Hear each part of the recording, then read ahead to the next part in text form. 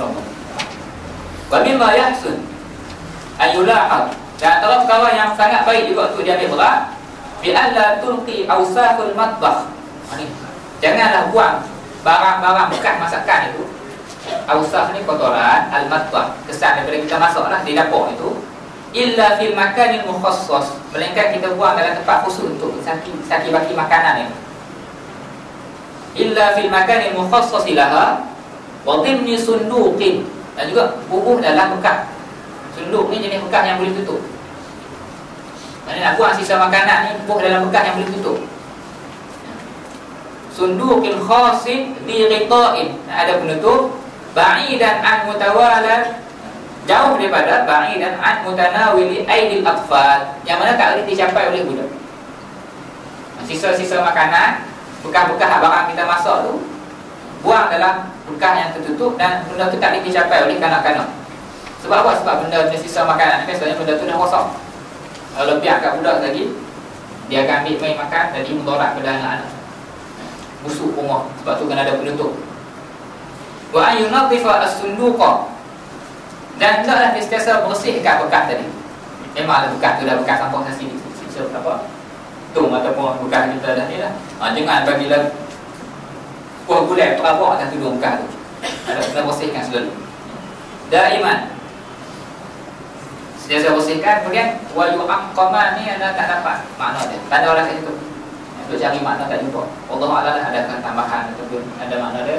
Pasal-pasal yang tahu ni boleh consider insya-Allah akan jumpa yang lagi lepas ni, kita akan terang lepas ni. Cuma poinnya, sisa makanan ada tempat dia. Untuk sampah ada tempat dia. Wa minal munasib, soalnya dia kata yang patut lagi, dia kata alla tulqi awsakhal awani al-musta'malah, janganlah kita buang bekas-bekas daripada kotoran-kotoran bekas yang dah terpakai, fi masarifil miyah, dalam tempat laluan air, dalam sinki tu. Kita basuh, kita masak kan, kulit telur lah, kulit ayam lah, tu lemak lembu, galau-galaunya lah. Ini yang dikatakan awsakhul awani. Pinggan kita makan tu, ni contoh tempat basuh pinggan. Anda baca ni nak kaku sampai terang tu, sampai terang ni Ustaz Sehawak, ulama kita ni terang masalah pendidikan ni. Dia kata masa basuh pinggan, awal ni pinggan lah. Janganlah buang sisa-sisa kaki baki tadi tu fi masarifil miyah, tempat laluan air, lubang singki tu. Li'alla tuaddi ila sidadiha, supaya tidak membawa kepada tertutup sumbatnya lubang singki tadi. Ustaz, apa kaitan benda ni untuk nampakkan Islam? Yang inilah yang akan bagi nampak Islam. Orang main rumah kita tengok singki tu sumbat penuh dalam tu, dengan segala pokah, segala nasi, jagung pada semua ada bang tu. Jadi tak cantik lah. Rumah kita, orang Cina akan masuk, orang India akan masuk. Ustaz dia bawa masuk bangsa dia. Tak, kita nak tunjuk contoh, nak hayat, hidup. Li'alla tuaddi ila sidadiha, supaya tak bawa kepada sumbat. Wa yustahsan, kata lebih elok lagi, an tutalaqqa bi musaffatin. Nak cantik lagi, dia kata biar singki kita tu, lubang singki tu ada macam raga tu. Musaffa tu yang raga tu lah. Kan bila kita basuh, dia takkan jatuh dalam tempat dalam tu, dia akan sangkut ke situ. Jadi dengan raga tu kita boleh angkat, buang. Tudau tahta sanabir, yang mana raga tadi tu kita letak di bawah paip. Yalah, paip tu buka lalu ayakkan lubang tu lah kan. Enda tanzif, ketika kita nak basuh pinggan. Ustaz cakap banyak benda macam ni. Ustaz lewat sebut saya nak buat macam Ustaz, saya suruh panggil orang gaji je lah. Kami doktor semua Ustaz tak ada. Jangan buat alasan lah no. Ni bukan persoalan doktor kan, maksudnya masa ruang kita ada di rumah tu, yang ni lah yang kita kena buat. Yang buat orang gaji lah. Dan inilah juga yang kita akan sebut pada orang gaji, kena make sure benda-benda ni. Summa tulqi baqaya at-ta'am wa ghayriha fi makanin akhar munasibin laha. Selepas dah basuh pinggan tu, dah menjemput semua kesan-kesan tu, ambil buang kat tempat yang sesuai. Kemudian yang kedua, untuk kita tahqiq kebersihan ni juga, an tunazima al-mar'ah, isteri-isteri kena susun awqat ghasilus thiyab, kena susun jadual nak basuh baju. Bukan sepanjang masa Rasul laju. Banyak benda yang kita kena buat. Biar ada jadual lah. Nak basuh baju tu ada masa dia. Wa ghasilu adawat at-ta'am, ada masa susun jadual untuk basuh pinggan mangkuk. Wa kullu ma yattasikhu fil bait, dan juga untuk apa-apa sajalah benda-benda yang kotor dalam rumah ni. Fi mawa'id muhaddadah, ada masa yang khusus. Ada masa sesuai tu. Setengah-setengah orang ada setengah mak dan jenis masa sebelum tidur tu baru dia akan pastikan semua dah selesai dah. Pinggan-pinggan dalam segi clear. Baju memanglah dia basuh siang lah. Yang basuh malam ni kadang-kadang kot dia bukan nak balik kerja lambat. Biasanya sebelum tidur tu dia selesai, dia sapu-sapu semua. Jadi esok tu pagi suami bangun, anak-anak bangun dalam keadaan rumah tu kemah dan cantik. Bangkit dalam keadaan seronok. Ada yang sebelum tidur ataupun ada setengah yang maki awal pada orang lain. Macam-macam lah. Ada juga yang maki-maki dia dulu buat sepak. Itu orang lelaki lah. Jadi kena ada jadual lah, kena ada masa dia. Sahabat-sahabat sekalian, ni nak sebut benda-benda ni yang kita baca ni. Yang ni dia masuk dalam level dia sebut, anda sebut dia ijra'i, benda yang kena buat. Dan juga dia i'tiyadi, benda yang perlu dilatih, benda kebiasaan. Jadi kita tahu, kita pakat buat lah. Benda ni dia takkan, memanglah takkan berlaku dalam sehari semalam. Cuma kena biasakan. Ada setengah tu ni cerita lah, ni pengalaman. Dan bapak dengan bapak ni dah malas dah nak suruh anak perempuan masuk pinggan. Bukan tutup orang perempuan belakang ni. Sebab apa? Sebab bila basuh pinggan tu, pinggan dia basuh lah pinggan elok. Tapi lepas tu singki tinggal habis sepah berminyak. Anak lelaki basuh pinggan elok. Tapi singki tu semua dengan singki-singki dia basuh semua. Bersih. Tinggal pipe tu yang dia tak basuh sekali. Nak bagi beza tu.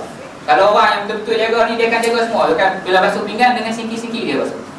Ada setengah basuh pinggan tuang-tuang lekat habis, lepas tu minyak semua tinggal situ. Jadi tak nampaklah cantik tadi.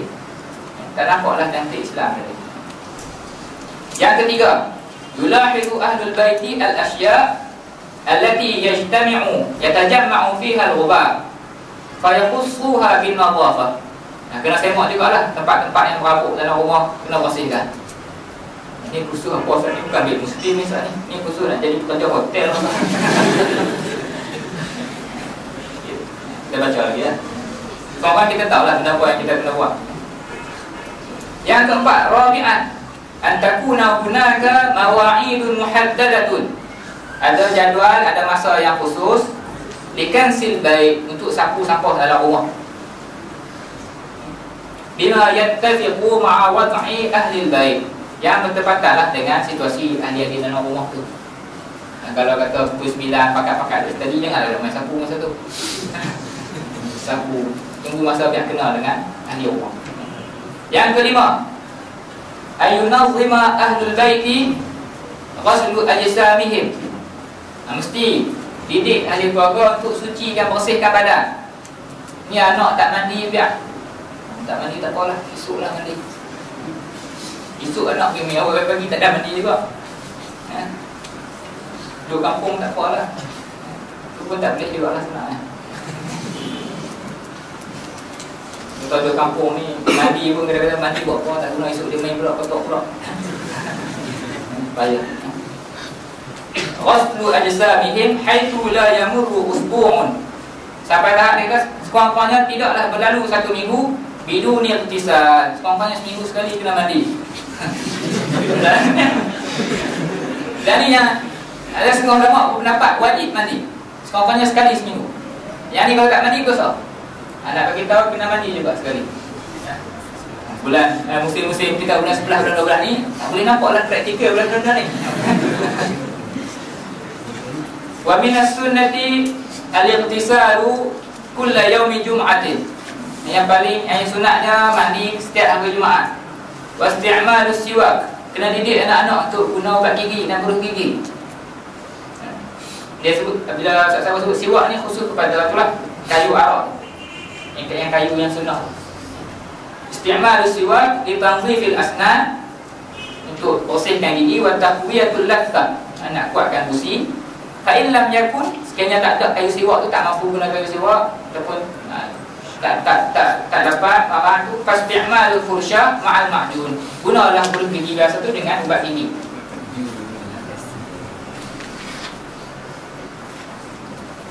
Ada orang tanya apa benda nak kita tengah baca. Dah sungguh kena didik anak-anak buat guna ubat gigi, kulit gigi ni. Ni dah makin jari kulit gigi tak jumpa pagi-pagi. Dah kali buh dah ubat gigi atas ni. Gosoklah. Hak yang teruk ni dia pinjam kulit gigi kawan.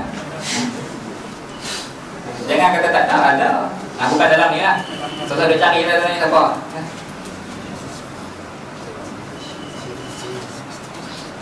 Wahada yang lain ni sebutlah, ini akan membantu untuk jaga gigi semualah. Okey. Dan juga membantu untuk jaga mulut. Maksudnya persoalan jaga mulut dan jaga bau mulut ni persoalan benda yang antara yang utama adalah rumah. Kena didik. Ustaz tak rasa Islam macam ni. Nak cari hadis tak jumpa hadis ke Ustaz? Ada. Ini yang kata ulama-ulama kita ni dia memang taujihul hayat. Dia akan bagi panduan kepada kehidupan. Inilah sebenarnya dibuat oleh Rasulullah salah. Yang keenam,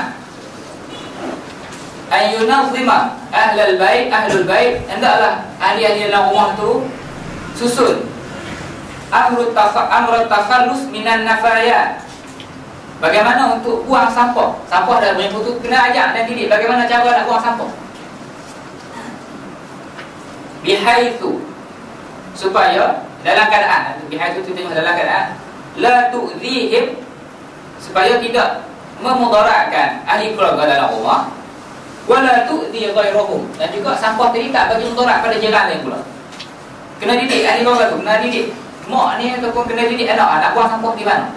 Sampah banyak ni, cara buang macam mana? Ni dah duduk atas ni, hantar masuk kat sana. Kalau yang jenis tak apalah, yang jenis tempat yang bangunan sekolah kita universiti yang memang ada tempat nak tuang daripada atas sampai ke bawah tu tak apalah kan.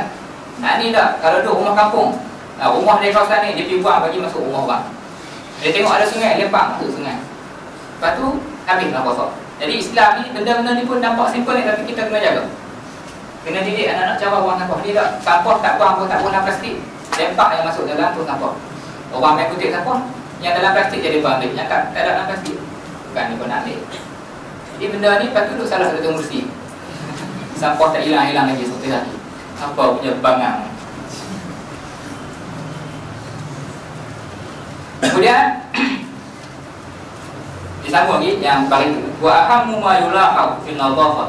Antara perkara yang paling penting yang supaya dalam persoalan kebersihan ni dia kata al-matbah, dapur kita tu, dapur rumah tangga ni, tempat masak tu, wal hammam, dan juga tandas, wal uqubat allati tusibul bait bisababi ihmal tahwiyati.